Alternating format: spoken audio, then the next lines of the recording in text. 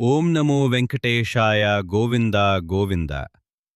గత భాగంలో గంధర్వకన్య నీలాదేవి తన కేశాలను శ్రీనివాసునికి సమర్పించటం వల్ల తిరుమలలో తలనీలాల సంప్రదాయం ఎలా ప్రారంభమైందో తెలుసుకున్నాం. కాని ఈరోజు ఒక ముఖ్యమైన ప్రశ్నకు సమాధానం తెలుసుకుందాం. భక్తులు తమ తలనీలాలను ఎందుకు సమర్పిస్తారు? ఇది కేవలం ఒక మొక్కుబడి కాదు. ఇది మనసును మార్చే, జీవితాన్ని మార్చే ఒక ఆధ్యాత్మిక సమర్పణ. మనిషి అందంలో జుట్టుకు ఒక ప్రత్యేక స్థానం ఉంది. చాలామంది తమ కేశాలను తమ గర్వానికి, తమ వ్యక్తిత్వానికి ప్రతీకగా భావిస్తారు. కాని తిరుమలలో భక్తులు తమకు అత్యంత ప్రియమైన దానినే శ్రీ వెంకటేశ్వర స్వామివారి పాదాల వద్ద సమర్పిస్తారు. ఇది నా అహంకారాన్ని విడిచిపెట్టి నా జీవితాన్ని నీకు అంకితం చేస్తున్నాను స్వామి అనే భావానికి ప్రతీక.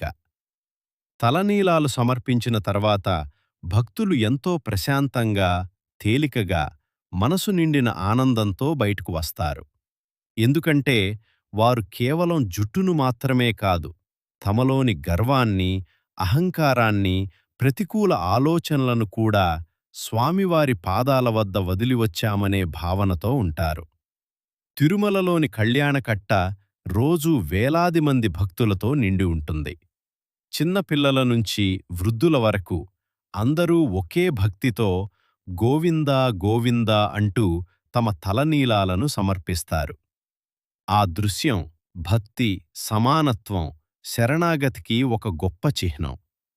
శ్రీ వెంకటేశ్వర స్వామి ముందు రాజైనా, పేదవాడైనా అందరూ సమానమే.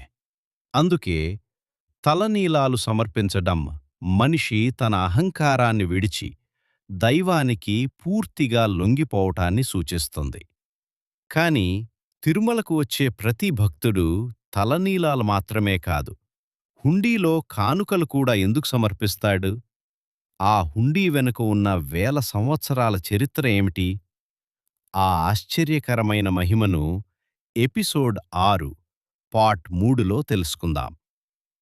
గోవిందా గోవిందా.